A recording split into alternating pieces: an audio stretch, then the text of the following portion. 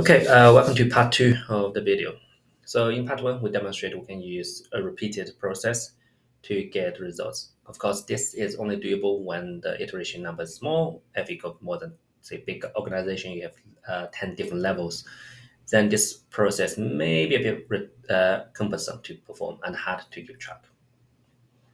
Because it's very repetitive, we notice here even the combination of tools, the selection is the same.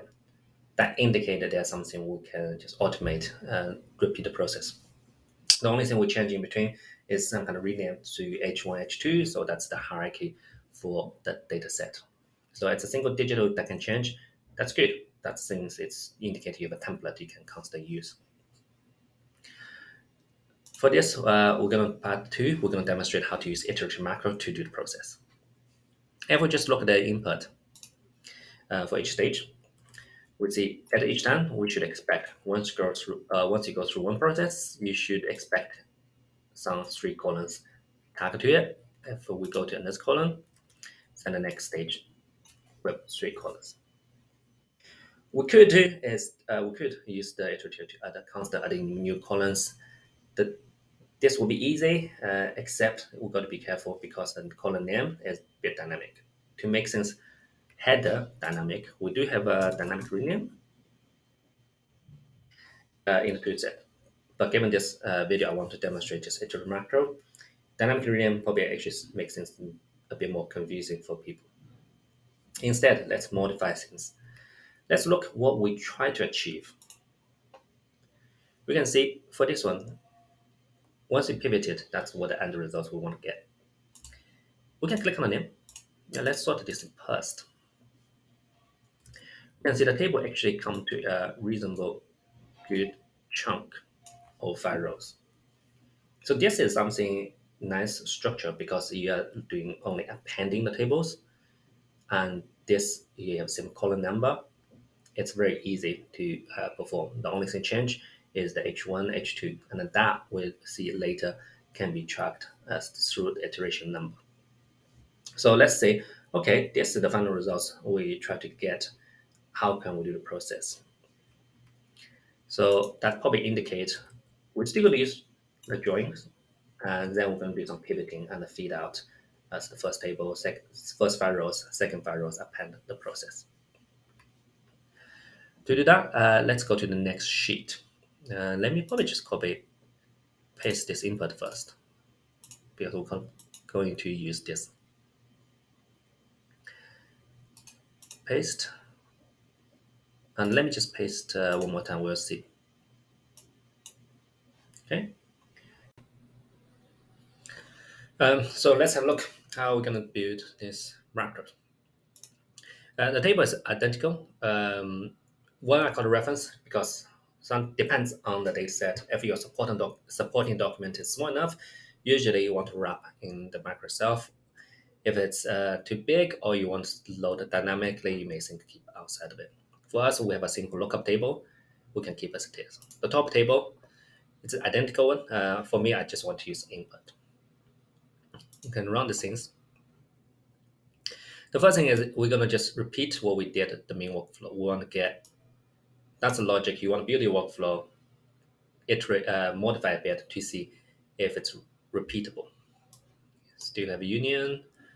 We try to join on the managers, I think.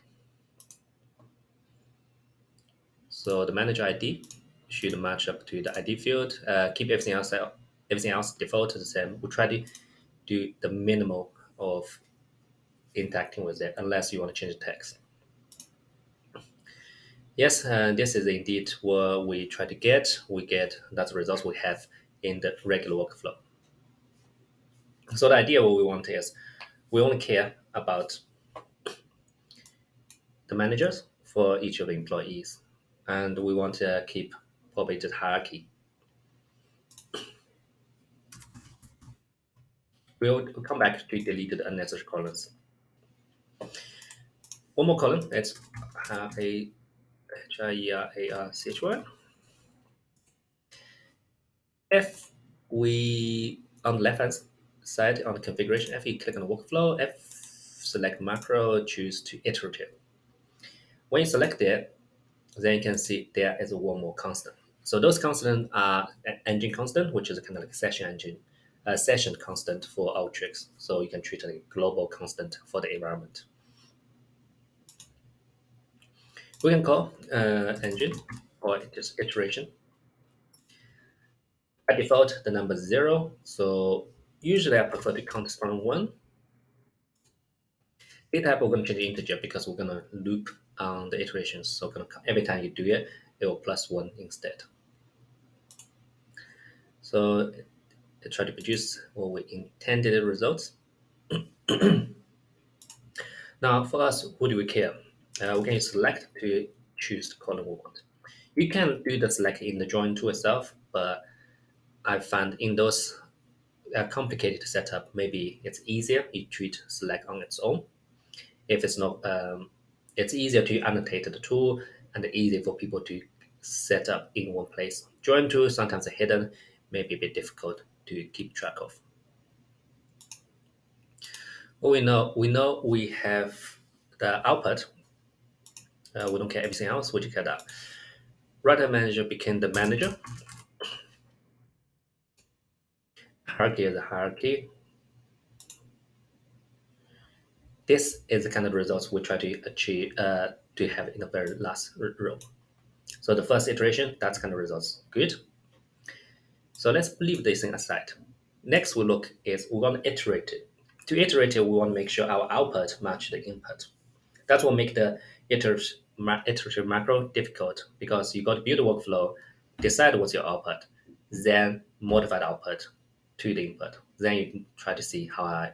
So you design your output first before you design your input almost. So let's look. We know after one iteration, we going for the next one. So we want to almost do a skip in the step. What that means is if we use a select, we still want to keep our employee. That's fine. The employee ID is this. Now, the next step is you want to make sure you want to skip your manager. So you're looking the ID, manager ID, rather than being the one above. You're looking for manager's manager ID. So you're looking for two above. That is actually the right join. Let's rename it. For example, the analyst is easier. He's starting. When we're starting, analyst is 3, the manager ID is 2, the manager. But once he's manager's manager, their ID is 1. You're looking for the directors on top. So basically, we replace one of the columns. For input, we have ID, manager ID. So ID doesn't matter. We can keep it ID as it is. ID is necessary, I think.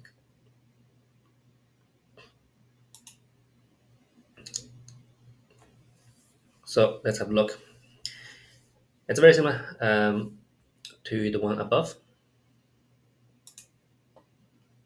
So it's these 3 columns, but you notice manager column is different. We actually can try to skip one level. So analyst from 3 to 1. For number 1 is the director. We skip the manager in between. Of course, you notice we have null values. You can start to embed more things. Usually it's attribute filter. You try to remove the rows you do not need.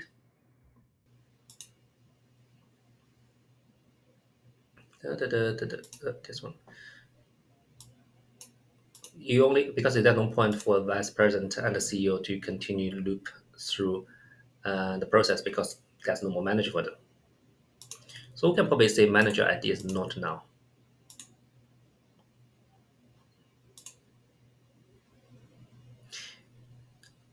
The only reason I keep the filter in the very end rather than the front, because in the very first input, you notice there's manager ID now for CEO, just for the startup. If I would remove the CEO, that may cause we won't be able to get this particular row for the hierarchy. It's just happens after. But you can take the logic a bit. So we can see if we remove the managers, yeah. So with analyst, manager, director, so they still have a +3 on the manager. So they're the only one worthwhile to go to another step. Let's actually just quickly test. Assume we have those guys. If we repeat the process, we can just copy paste the whole workflow.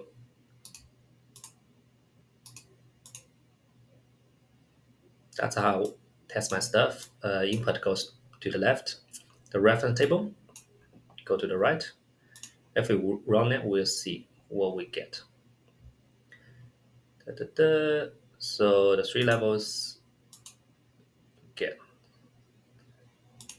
Honors go up one level, should give you manager. Go up two levels, iteration two, you should get in your directors. Okay, direct two levels up, should get CEOs, etc. Blah blah blah. We go to up to here on the selections. So the hierarchy. Now don't worry about the hierarchy number because we set it plus one. When the thing's really running, this will become like a plus two, plus three, etc. Goes constantly up. So for level one, I think we should get four rows. CEO don't have anyone. Level two, we're gonna get manager to VP. Let's look our results. Let's sort by this thing. So level one, we should have those four people. Level two, we should have three people. So manager to VP, director should go to CEO, and let's go to direct, etc. So we have reducing row, two rows, one rows, etc. So at least just copying the workflow, we can see if we do start the iterative process, we should get in the results we expect to get. That's good. And about part among the, because previously you have three people coming through, director does not have plus three more. So that's going to be now filtered out, two more rows to iterate through the process. That's good. True. So we have two rows left. That's fine. So we can delete this thing. The quick test seems to be fun. Then let's actually fix the input and output. For me, let's check the output first. MACRO, macro output, and the macro output for the true. So that has the data in it. So those ones should be out. Yeah. The way I name my macros, I prefer to name them because it's a bit confusing. Iterative. I got the thing you actually want at the table. I got the results. Let's call that R. You can label anchor. You will see. The other one, you want the results that still haven't satisfied condition yet to continue go back the process. So iterative. That's let's say the output. Output I for continue to iterate through. That's how it reminds me of it. On the input, any text input or just regular input, you can right click and you have the option to convert into a macro input. The reference table, we don't touch it, so we can keep as a text input. We don't worry about it. Input name, we call it iterative, E-T-R-A-T. I call that input, and I still use the I anchor as well to do the things. And Control S. Let me quickly show you. So browse. Yeah, default. I saved a standard path for the macro. All my macros go to one single folder. It just makes it easy to manage, easy to hold. If you have different macros for different workflow, go different places, it's a bit tough to manage. I save this thing, and usually a run it should be fun. Let's just quickly see how that is. Let's just grab input. So we know the input should come, the very first input, something like this, the base table. Copy all the records, we keep that as like a text input. Then we can insert the macros behind it. Select a macro and O2. Let's drag it in front of it. And then Control Shift B to add a browse on it. Let's just run the process to again. We got a no iteration. This is good. The previous results we want is 10 rows. just because the way it's built, the first one has your CEO in there, so that's the 11th row. If we try to match the output results, what we have this one. So you should have 4 rows analyst, 3 rows for manager, 2 rows for director. Let's run that. Let's sort this in. So we're going to sort by employee instead. So we can see we should expect 4 rows analyst, CEO is a special case, 3 rows for manager, 2 rows director, and 1 row for the VP. Good. And this we can start to use it much more robust. There's other things to remember for the macro. In this particular case, because already previous video to record the video, I saved it. It's very, very important to always set up your interface design when you first create a macro. For I think it's particular for the iterative. Batch is okay. You should go to the property, the very bottom options. The reason for that is you always need to define your iterative input and output. By default, you building it does not pick up which tools to use. It will be blank. Hence, the purpose of my naming convention, I prefer to call that input output just to match, easier for me to find. For the output, because remember we have 2 macro outputs, we have the results and we have output. To name it differently, it's easy to remember.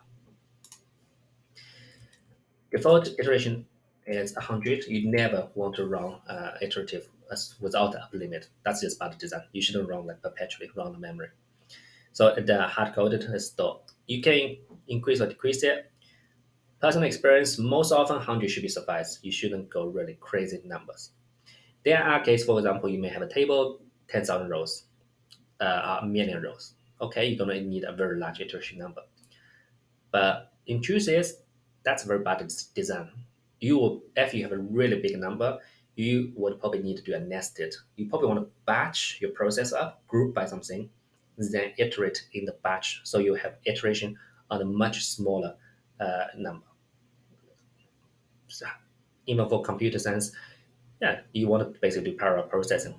So group by ID1, group by ID2, run their iterative individually rather than run the whole data set. The most I did is probably 200 or 300 for some kind of Alteryx challenge questions, but in practice, 100 should be suffice. What kind of message are you getting? Error, one is the one you usually do. Error is only if you really sure exactly what you're getting. You don't want any mistakes. Something happened unexpected, hitting the max limit. Yeah, that's something probably wrong. You probably do want to check. Often, warning does a good job. It does very similar purpose. It does pretty much the same function as you can see. Do output the leftover records. So it just gives additional yellow message in a box. So usually I take a warning. If I know it's okay, I ignore it. Otherwise, I probably check. Other things, output mode. This is probably the most sensitive one. Usually, if everything doesn't work, it's down. The first choice is very, very sensitive. It's to do, you have, say, exact schema.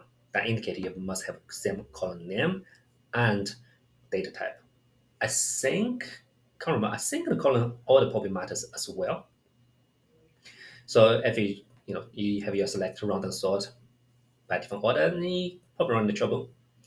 If you're say you come in with a number come as an integer, sometimes happen text input it reads 1, 2, 3, 4 as an integer, but during the workflow you convert into a string. You try to iterative, you're gonna get an error, inconsistency. A bit less restricted is either sorted by name. As the name suggests, it's handled by column header. So a bit more control. The last is by position. Personally, I never used it because I don't find, compared to the one above, I would rather put a select tool to rename my column as what I would expect. By position, you got to be really sure what you have. Otherwise, changing position, change all the pivoting, it may mess up with your workflow. So for us, we can just leave the default as it is. That's fine.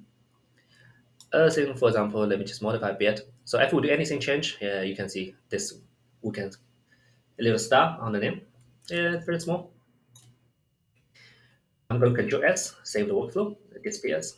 If you click the workflow, pretty much for all the macros, every time you have a change in the macro setting itself, you go to the main workflow, it will remind you. So it's good. It's a very good function actually to remind you you did save your work, the macros. Often you did something, forgot to save it, you run the actual workflow, nothing happens because you never saved the results. This is saved, and we are getting the results.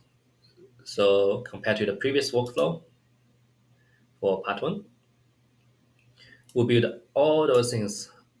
Now we can actually just wrap through iterative macro, and the macro is at the moment set by 100, so technically you can do 100, 300 rows, as many levels as you want. While this one, if you tell me to do another 5 rows, I'll probably start to struggle a bit, just copy paste, repeating the columns. Yeah, and then that is a quick demonstration how we're going to use macros for this challenge. Thanks for watching.